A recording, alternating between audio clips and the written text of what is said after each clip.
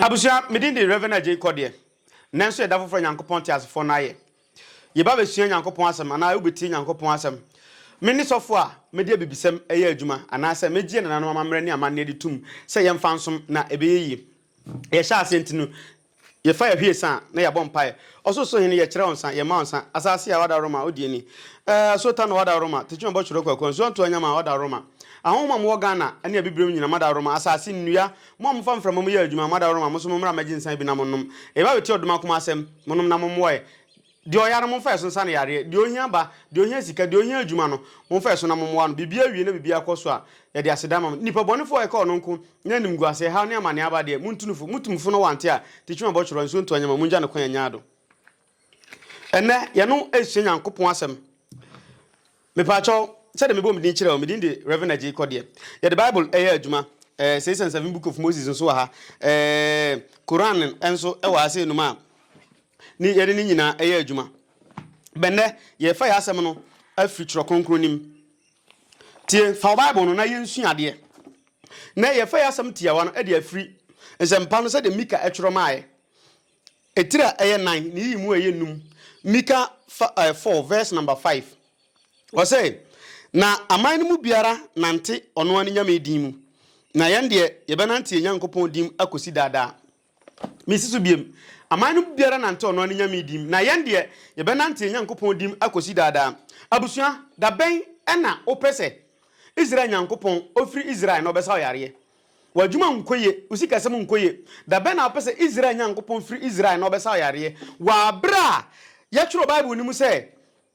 oman bia nante ono ani nyame dim enti uhwe amaman ayewo obia kurobia ye fada uboni a oboda uro kokonkokon na nase amanfo na nase ochena ye nyina ye nhye wa himfie na nase ochena santema ye nyina ye nhye Kumasi bunuma ye nyina ye nhye Techiman ochema ye nyina ye nhia ga ye nyina ye nhia mipacho eye oman na sa oman bia wom no oman no ewoni nyame so no nku bia ewo so som no na sa oyare a sa nyame no ene betimi aboa wo ayiwu hawo ede afiri ho sa nyame no ene betimi aboa wo ayiwu amane ede afiri ho nom ede ama wo afi na uko import nyame foforo amanaba se wa wale egu se wa dwuma esai se osika sema ayebasa dabi ohe India fo a omo nante omo nyame dim enti omo som Krishna ohe China fo a omo so nante omo nyame dim Buddha ni ade na ohwe in Africa de ate se ye kofa nyame firi obi krom na ede aba meanwhile nyame na ye ne nete no ono betimi aboa how be na da so na problem be na da so bana da ukuada na afa fiada na kwasiada bia no metenase tie nipa bia asem e wo Techiman me number na wo screen ase no obetimi afa number no na wa frɛ me ka cha me se papa me ha onie mama na enie mpanifo se yense ho yade o ba bia yete ye kinkan Bible no a Bible da bia me ka kiro say e basic instructions before leaving earth u kan bo man na obenya Bible basic instructions before leaving earth obetimi akome page TikTok Kodie TV Facebook Kodie TV GH YouTube Kodie TV J Kodie na dia soso me videos bebre beba na wanya bi ahwe me pacho what mase na follow page ni so ka ho se opese metenase na hwehwe wa asemu a obebe Techiman ye hwehwe wi akwankere ho no ye de atoso se yare bi ne da wo so a oba ye hwe ba bi yare ni free ba bi yare ni ekọ na fe ya hwe de ye de ma wa yare ni ebekọ se aduma sem ne nkoyi a bia na bibi na akoka papa ama na age yire de ama ha obi abeto wo so na ama wadwuma ne usika sem enkoyi bia fi bi na aka ho ehye oba ye betimi ama obi wapun wo hyentomam wapun upu hye na se de how bi da wo so no etie bia no ha no be firi akọ honhom ye nku no ye pam no enti ye de ehye ene husie ene pam honhom oka Revelation chapter 2 ekwa ye be kiro kwan a ye fa so a ye de husie pam ahonhom anase ahonhom eka bo agi ede ko Nyankopon nchen se wo fa Bible na wo hu biem Revelation ni de kura no am se eno na etwa to kura Revelation chapter 8 verse number 2 o say ahotew fo mpaibo se oye hotew ni na o bo mpai a ade se ka ho eye husie me nuanum Romanfo na gidifo metutwem omo tie me kanya me asem adi sem tin watwe yimum yenu o se na me hunu abofo baason a ogina Nyankopon anim no na omema won totoro bento nso na obofo foforo ba begina afarobochia no na okura sikahwam kruwa na omema won enuhwam pi se onfanka ahotewfo mpaebo ho sika afarobochia a esi aduhwam no anim no na nuhwam no musie nuhwam no enmusie ma mefa bi ngum nkyerɛw nuhwam no bi nie ohu odi gum a tie afo se na nuhwam no wusie agi free obofo ni nsam agi ompa ebokoduru Nyankopon anim abusua enti se obɔ mpa ya e wo se onya duhwam bi de ka ho upun ho aduro ma hu se ampa wo pun ho aduro ama se umu edu baifu e hawo fie bi na wotim adwuma bi na wom na nema nkoye woton ayento ususu se obi di bibia be hye wo fie da bi memma obi antu fie ho baji we bi na fa pun fie honom na wakasa fa obeshit bi na hyem na pun ho aduro ben ho wa ba wiase bible mu asem na nem no wo che ubetumi afa me number no na fe wa frɛ me na nkomo bi e won onim yedi minim hawa eda oso ne amane eda oso se awo na wo pe ana yare na eda oso adwuma sem ana sikasem na enkoye ana opese utu kwan a me pa acho fa me na ma na frɛ me o frɛ me papa me de ye problem sei me de ye problem sei me ye adwuma be me humi ho ano sikasem nkoye o ba ye hwehwe abrofo ne sei one discover on recover awo se uhu ba bi problem no efri any baby problem ni ko baby problem aduru na afi wo hu adekode a wudi besia no 24 se wo fiti prekope tu nsia mojaba e bia wo chichi na manfo so ache omo import ahohom ba me import hohom bia mfiri ba bia abibrem ha ahohom atwa hu ahia no e na mabobo wo na anom e na medidi sofo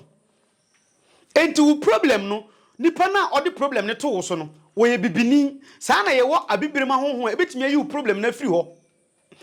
bro mama papa wutie mi so obi nim chichire nso a me kire o se obi nso nim sane minim ha wa da so e bia ususu se yato aduro bi kura wa na wo ha wo ho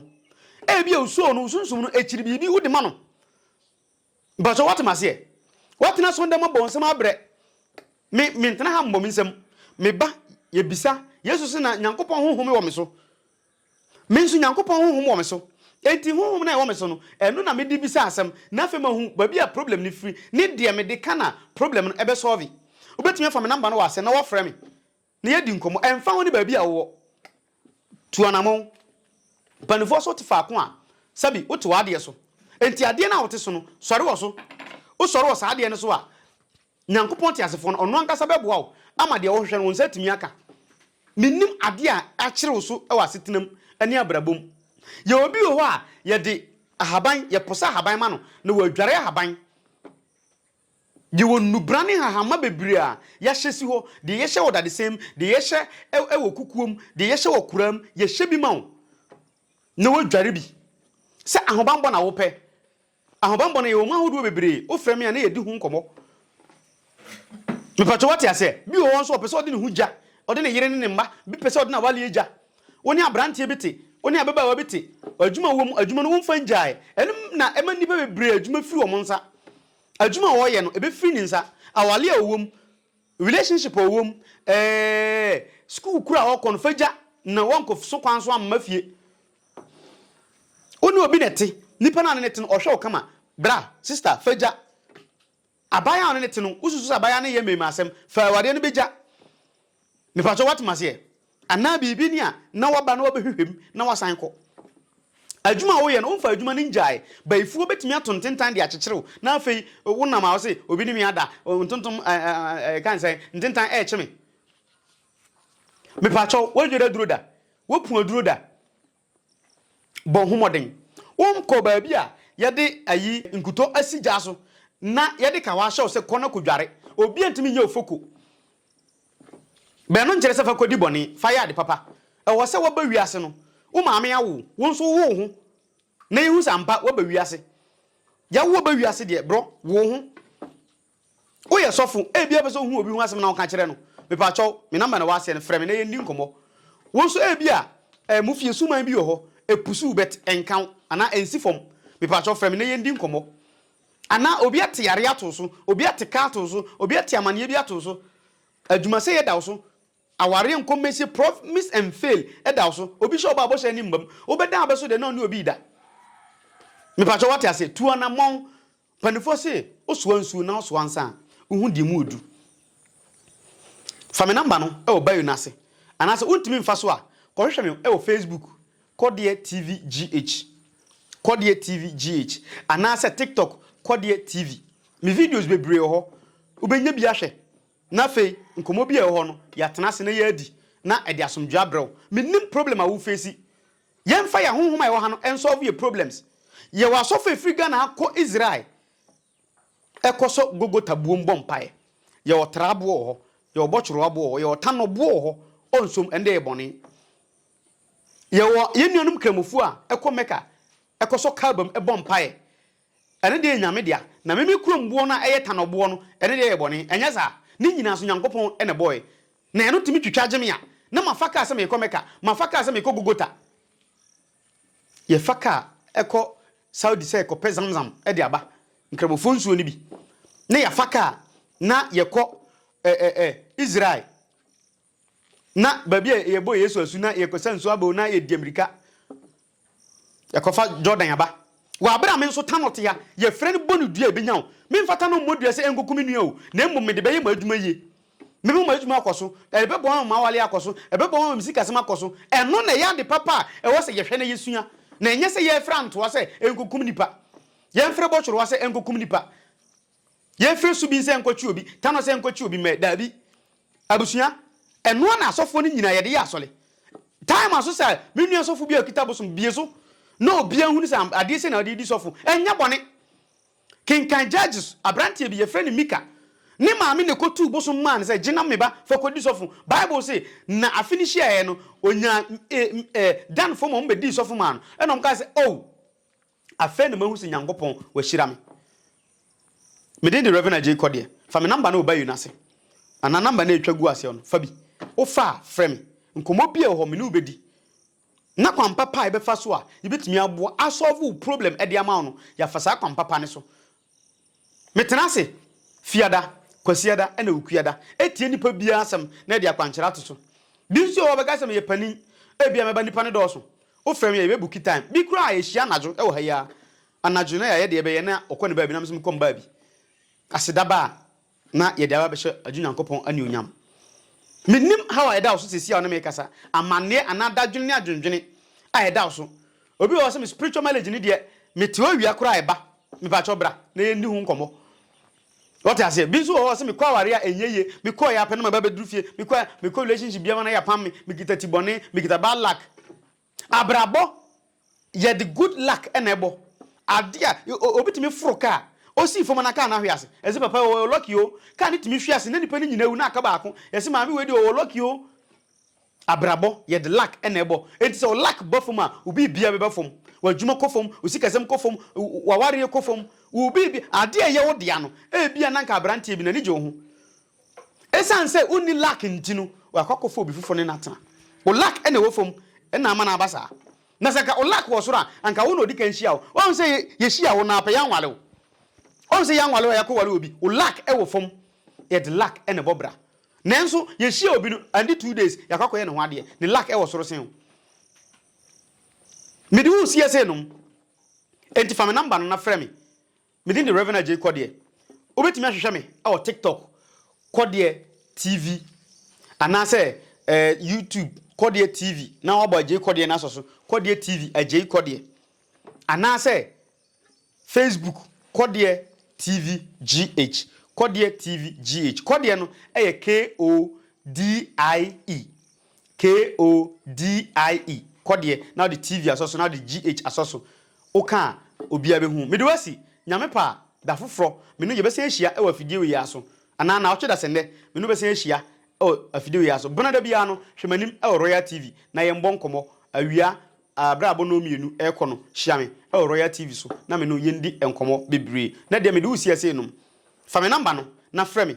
Minim how bia wo face no frɛ me na wone me endi ho nkomo amane bia wo namu no frɛ me na wone me endi ho nkomo otwedi ampon Nyankopɔn twedi ampon kwa me tete kɔfra mo ano ɔno obedi me no yasɛm ɛde amae na wagye afiri atamfo nsam me bɔ mpae esan sɛ me de nesom no aba na wieye ɔsoso hini me pagya nsan de kyerɛ wo asase a wada roma ɔso nsani